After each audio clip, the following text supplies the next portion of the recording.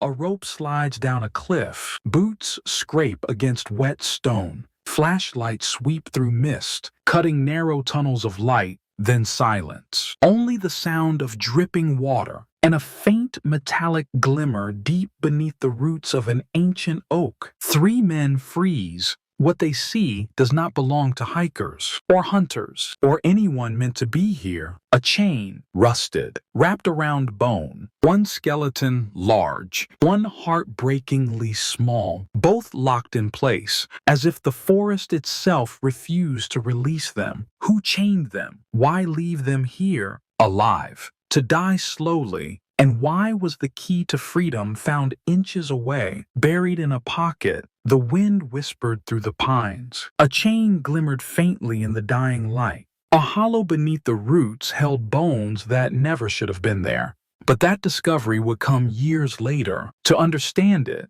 we must step back to the autumn of 2019. October in the Blue Ash National Preserve was crisp and golden, leaves curled into fire-colored carpets, the air sharp with wood smoke. Hikers filled the main trails, marveling at the endless ridgelines. Among them was Daniel Mercer, 38, broad-shouldered, with tired eyes. For months he had been out of work, let go from a factory job he once thought secure. Bills stacked up, and silence grew between him and his wife. Daniel had not stopped loving his family, but depression crept into the cracks of his voice. Quiet and steady, he often stared at the trees as if they promised escape. One Friday evening, he told his wife Rachel that he and their son would camp. Just 2 nights, he said, tying the straps on a weathered pack. His tone was even, almost too calm. 10-year-old Eli nearly bounced from the couch. He loved the woods, loved the idea of sleeping under stars. For him, the trip was pure adventure. Rachel stood at the doorway, arms crossed. She watched Daniel check gear with military precision. Tent, sleeping bags, water bottles, energy bars. Daniel leaned close and kissed her forehead. Sunday evening, we'll be back, he promised. She forced a smile, though unease tightened her chest. The next morning, October 12th, their old pickup rattled into the Whisper Ridge parking lot. Sunlight struck the windshield, cutting through mist. Daniel locked the doors, slung his pack, and nodded for Eli to follow. The boy hurried at his side, boots crunching over gravel. Together, they stepped into the forest. The trees swallowed them whole. Hours passed. Day 1 went unnoticed by the world outside the park. To Rachel, it was only a quiet Saturday. By Sunday night, she glanced at the clock. The house felt too still. Her phone screen remained empty. She told herself not to panic. Reception often failed in the preserve. Maybe Daniel wanted one more night under the stars. But midnight came. Still no call. Still no message. Rachel's heartbeat quickened. Her husband was always careful, always steady. Something was wrong. At 12:15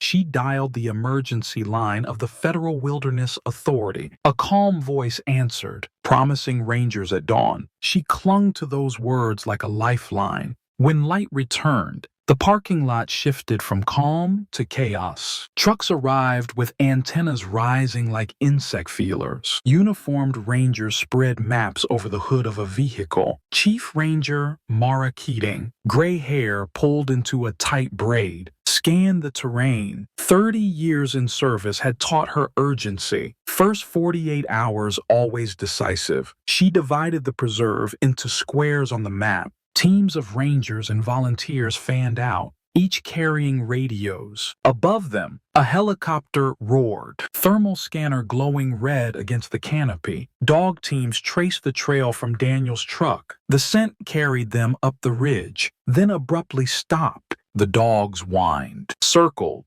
and looked confused. No branch led away, no stream bed to follow. It was as if father and son had been lifted from the earth. Searchers pressed deeper, machetes slicing into thickets. Progress slowed to yards per hour. Rain arrived on the 3rd day. Clouds tore open and hammered the forest. Any faint traces were washed into mud. Rachel remained at the command post. She slept in her car, if she slept at all. Every morning, Mara approached with updates. Each time, the ranger's words were the same. Nothing yet. Rachel's hope drained by degrees. By day 6, volunteers began drifting home. The operation shifted from rescue to search. The word change hit Rachel like a blow. Television vans filmed the site, then drove off when nothing dramatic appeared. Locals shook their heads, murmuring about the preserve swallowing people whole. Legends bloomed, dark and quick. But to Rachel, there was no legend. There was Daniel. There was Eli. She waited as the official search shrank to patrols. The forest closed again, green and silent. The names Mercer father and son were archived under missing. Seasons rolled on, leaves fell, snow came, then melted again. Life outside the preserve resumed its pace, but inside one home, time stood still. Rachel kept Eli's bedroom untouched, sneakers by the door. She kept Daniel's jacket draped over the chair. Every night she left her phone volume high. Every vibration made her breath catch. But the screen always showed the same blank space. The preserve held its secret, and for Rachel, the silence was worse than any answer, because silence never ended. 4 years passed. The Blue Ash Preserve kept its silence. For most, the Mercer case faded into campfire whispers, but not for everyone. In February of 2024, 3 civilian trackers entered the preserve. They called themselves Trail 3. The men were not professionals. They were hobbyists, chasing forgotten places, abandoned farms, lost mines, unmarked cemeteries. Their destination was Grapevine Gorge, a shadowed ravine marked only on century-old maps. Locals said ruins of a farmhouse hid somewhere within. The trail to reach it no longer existed. Branches tore at their jackets as they forced a path. The air grew wet and heavy with moss. Their compasses spun erratically beneath the cliffs. By late afternoon, they stood at the rim of the gorge. Below them lay a tangle of stone, roots, and fallen trunks. The descent looked dangerous. One man pointed. A glint of metal shone far beneath the canopy. Not water, not stone, something else. Curiosity overpowered fear. They unpacked ropes, clipped harnesses, and began the descent. Every step sent rocks clattering into the void. The deeper they went, the darker it became. Moisture slicked the stone. The smell of decay thickened with every yard. At last, they reached the bottom. The glint lay at the base of a massive oak. Its roots wrapped stone like tentacles. Half buried under leaves was a chain. Rust had eaten it brown, but the links were intact. The chain coiled upward, vanishing into the soil. The men pulled at the debris. Leaves shifted, revealing the outline of bones. First, a rib cage, then a skull. They froze. The hollow beneath the oak held 2 skeletons, one adult, one child. The adult slumped against the root, pelvis locked by chain. The smaller frame lay a few feet away, wrists tethered by a shorter length. Both were angled unnaturally, as if dropped and left. The trackers stared in shock. For a long moment, no one moved. Then one fumbled for a radio. The gorge cut signal to almost nothing. Finally, on a ridge, a faint line connected. He whispered what he saw, voice shaking. Within hours, rangers arrived with floodlights. The ravine lit up in harsh beams. The secret was no longer hidden. Forensics sealed the scene. Yellow markers dotted the ground like stars. Cameras clicked over every scrap of evidence. They found fragments of nylon fabric, once bright hiking jackets. They found a dented metal flask, empty and red with rust. They found a wrapper of a long-eaten energy bar, its logo washed pale. The skeletons were carefully lifted and tagged. Every bone was bagged with gloved hands. Chains and locks were cataloged separately. Both locks were old padlocks, heavy and worn. No serial numbers, no manufacturer's marks. The discovery made headlines within a day. News anchors spoke of the Mercer father and son. Rachel heard the words she had both dreaded and longed for. Chief Ranger Mara Keating, now near retirement, delivered the call in person. She did not describe the scene. She only said, "We found them." Rachel collapsed to her knees. Grief poured out after years of silence. But grief was quickly joined by questions. The forensic team reconstructed the site with precision. Distance from the nearest trailhead, 5 miles in a straight line. By terrain, nearly 18 miles. The path was treacherous, requiring ropes and climbing skill. Eli, at 10, could not have made the trek without guidance. They had been taken there deliberately. For investigators, the location itself was evidence, too remote for accident, too exact for chance. Then came the chilling detail. Both skeletons showed no sign of violent trauma, no gunshot, no blade, no blunt fractures. Instead, the cause was written in subtle markers, bones lightened by dehydration, signs consistent with hypothermia. They had not been killed outright. They had been left to die. Slowly, the scene grew darker the more it was studied. Scratches appeared on Eli's forearm bones, thin parallel lines. Under magnification, they resembled claw marks, but analysis concluded otherwise. They were fingernail grooves, his own. The boy had scraped himself in desperation, perhaps reaching for food, perhaps trying to rip the shackle free. One more clue deepened the horror. Inside the remnants of Daniel's pants, in a side pocket, a key was found, small, rusted. The key fit both locks. It had been within reach, almost, but not quite. The investigators built their timeline. Daniel and Eli left Whisper Ridge Loop on October 12th. They were last seen heading into the preserve, cheerful and calm. The truck remained parked at the trailhead. Search dogs lost their scent 1 mile up the trail. From there, the trail of life ended. Sometime after, they were taken or led nearly 18 miles away. They were chained beneath the oak in Grapevine Gorge. Days passed until thirst and cold claimed them. The flask and wrapper suggested their final hours. Sips of water, a single bar divided between two. The gorge was so remote that storms buried them in leaves. Seasons cycled overhead, and no one found them until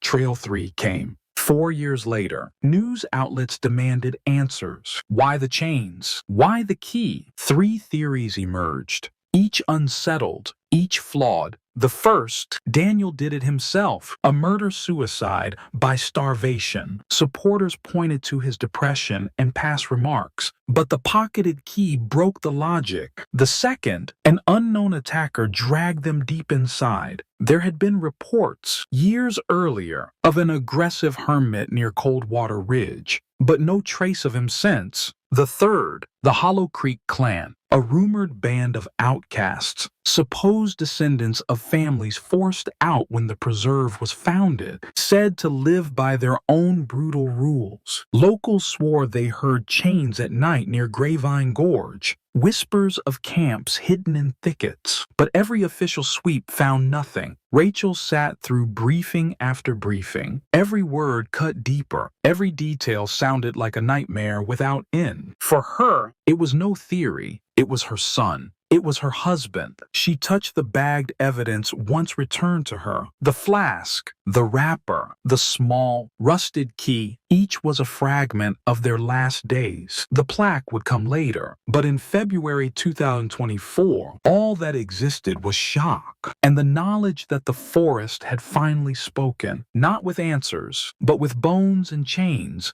and a question that would never stop echoing. The skeletons had names now. DNA confirmed them as Daniel and Eli Mercer, but the confirmation only deepened the nightmare. The FBI's forensic unit took custody of the remains. Chains, locks, and soil samples were shipped to Quantico. Every piece of metal, every scrap of cloth went under the microscope. What they found did not provide clarity. It produced more riddles, each detail more unsettling than the last. The chains were examined first. They were iron, manufactured decades ago. No serial codes, no maker's marks. Metallurgy suggested they could have come from a farm supply store in the 1960s, but corrosion blurred the specifics. Their origin remained anonymous. The locks were basic padlocks, sturdy, but old-fashioned, the kind you might find hanging on a forgotten shed. And then the key, small, corroded, yet still functional. It matched both locks perfectly. Investigators imagined the scene: Daniel chained by the waist,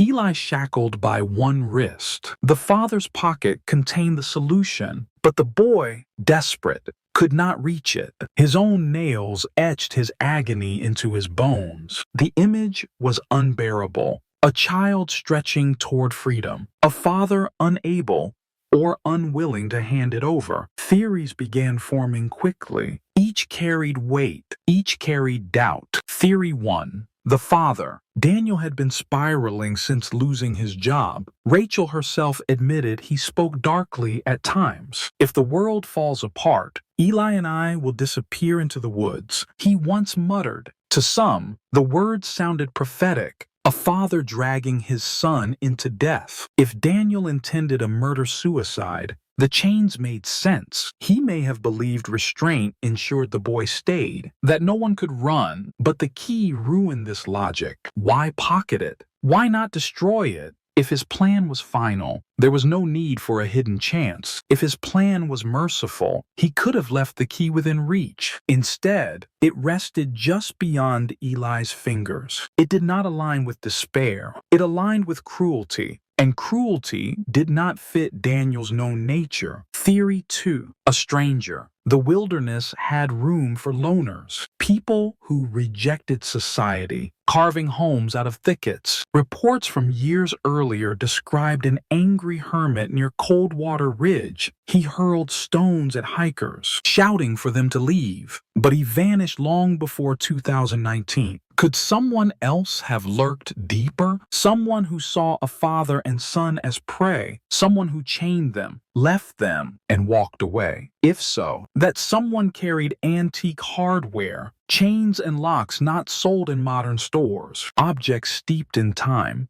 dragged from barns or basements, but no footprints were preserved, no cigarette butts, no campsite nearby. Whoever it was, they left nothing but silence, an invisible hand writing tragedy, a ghost in the trees. Theory 3. The clan. Locals spoke in hushed tones about the Hollow Creek clan, a shadow population, descendants of families expelled when the preserve was born. They lived, it was said, by their own laws. Some claimed to see campfires deep within ridges. Others swore of hearing chains rattling on windy nights. Stories flourished like fungus in damp logs. The gorge discovery seemed to match the rumors. Chains, old locks, a setting that felt ritualistic, almost theatrical. But official sweeps found nothing. No cabins, no hidden farms. The clan lived best in folklore, and folklore could not testify in court. The FBI needed evidence, not legends. Each theory failed in its own way. The father's despair contradicted the key. The stranger's attack left no trace. The clan's presence was unproven, and yet one of them had to be true, because Daniel and Eli did not walk to Grapevine Gorge alone. Someone, somehow, put them there. Forensic anthropologists offered more grim findings. They studied soil imprints around the bones. Indentations suggested both bodies shifted during their final hours. Daniel's spine pressed deeper into the root, as though he sagged in exhaustion. Eli's arms stretched outward, over and over, carving grooves into the dirt, the last gesture of a child begging for release. The locks still held when discovered. No attempt to pry them open. No scrape marks from tools. Only the scratches on bone told of effort that ended in futility. Effort that turned into stillness. Reporters demanded answers. Why chain them at all? Why leave the key? FBI spokespeople dodged, repeating sterile phrases. Ongoing investigation. No suspect at this time, but whispers grew outside the press room. Some said Daniel had staged everything as a twisted lesson. Others believed a sadist haunted the preserve. Each whisper fueled the legend. Each rumor made Rachel's grief heavier because speculation became entertainment for strangers. Rachel sat in her living room, evidence bag on her lap. Inside, the rusted key lay cold. She imagined Eli's fingers reaching, almost touching. She could not accept that Daniel meant it. She could not believe her husband would orchestrate such torment. But if he didn't, then someone else had.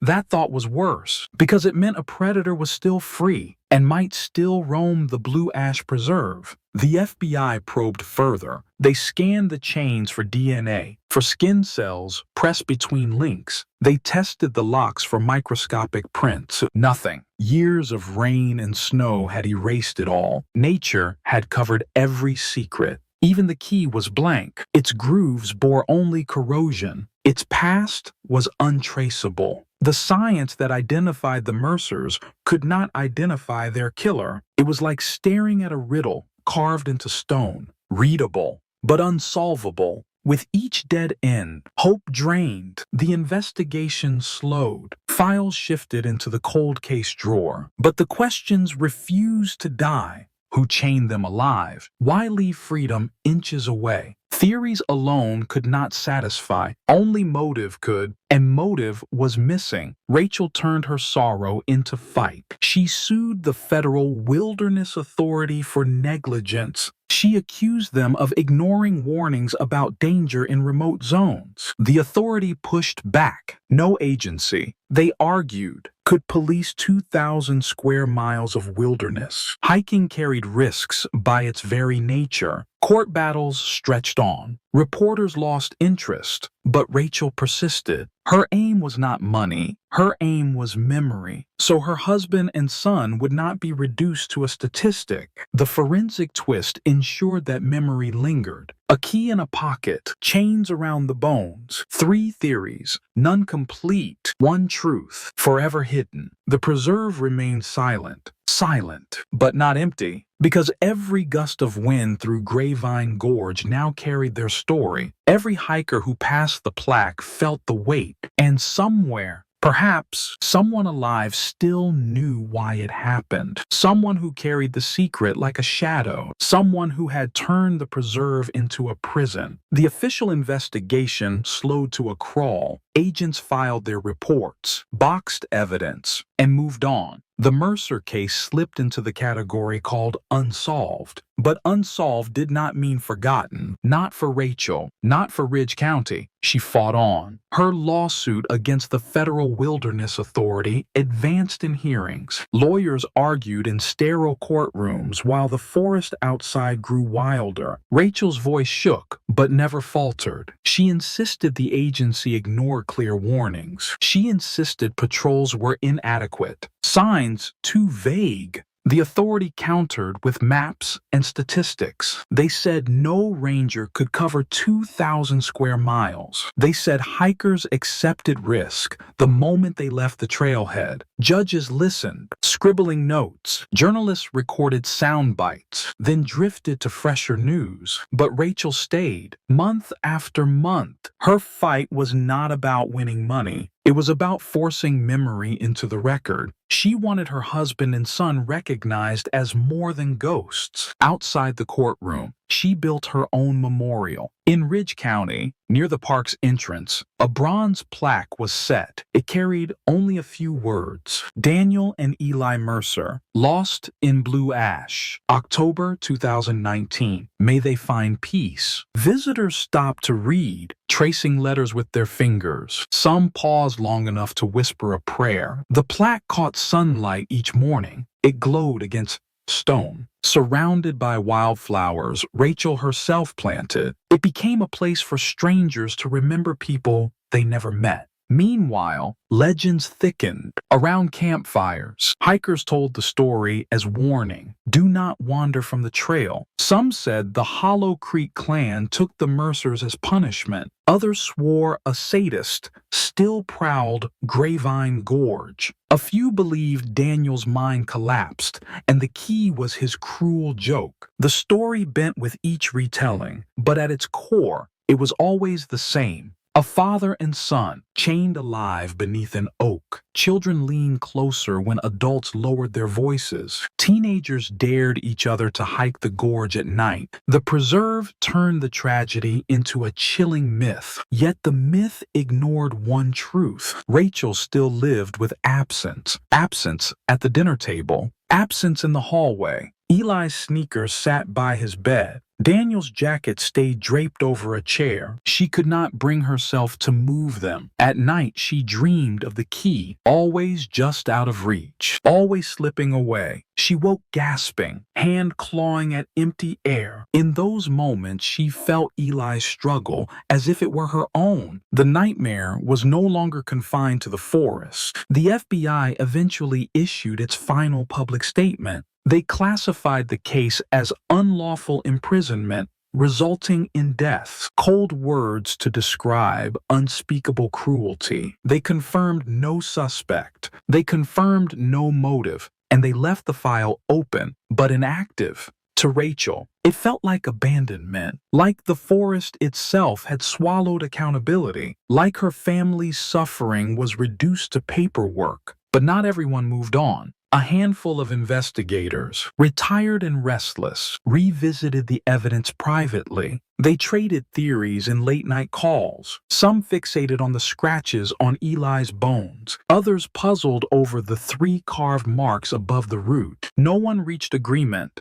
Grapevine Gorge remained untouched. Rangers posted signs, warning visitors away. But the gorge still breathed with secrets. On windy nights, some swore they heard metal clinking faintly. Others said they felt watched. Though the woods were empty, whether imagination or not, the fear was real. Rachel tried to transform grief into purpose. She spoke at town halls, urging better safety standards. She organized vigils each October. Candles lined the edge of the preserve entrance. Dozens gathered, holding photos of Daniel and Eli. Their silence spoke louder than any speech. Reporters returned briefly, snapping pictures, then left again, chasing the next tragedy. But the locals stayed, remembering together. The plaque became a landmark. Hikers touched it for luck before entering the preserve. Some left flowers, some left coins, some left folded notes. Rachel read the notes when she came. Many simply said, "We remember." Some said, "We're sorry." The words comforted her, but they also hurt, because remembering was all anyone could do. Years rolled on, yet questions never faded. Who chained Daniel and Eli? Why leave the key so close? If Daniel had planned it, why pocket hope? If a stranger had done it, why leave no trace? If the Hollow Creek clan existed, why vanish when hunted? Theories clashed like shadows, but answers remained absent, and absence became the final truth. Rachel often walked to the preserve edge at dusk. She watched the tree line glow orange, then sink into black. She imagined her husband and son somewhere beyond, waiting. She whispered promises into the wind that she would not let their story die, that their suffering would not dissolve into silence. The forest did not reply. It stood ancient and indifferent. It kept its secrets as it always had, but every once in a while, visitors claimed something strange, a whisper of chains when no one carried metal, a faint echo of a child's laugh cut short, whether tricks of wind or memory. No one could prove, but those who heard left shaken. They told others never to hike alone.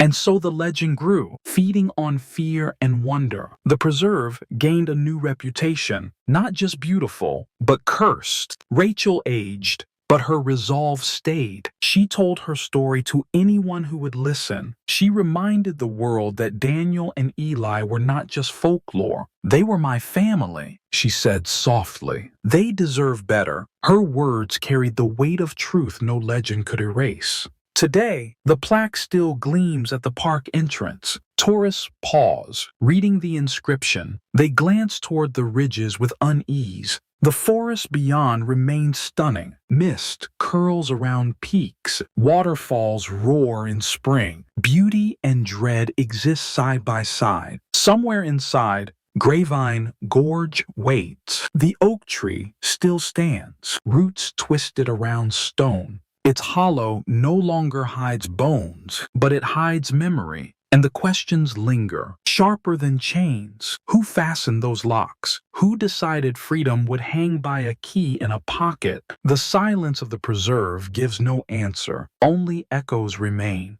Echoes in the wind, echoes in the heart. And for those who dare listen, the echoes whisper one final warning, that the darkest secrets can live not in shadows, but in the most beautiful places on earth.